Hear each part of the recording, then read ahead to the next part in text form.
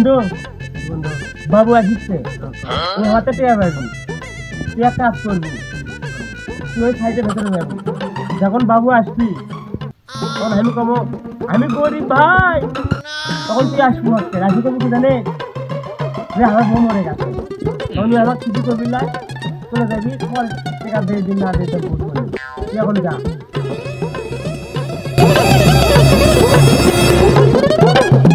আমার টাকা দে। ভাই আমি গরিব No, no, no. ভাই আমি গরিব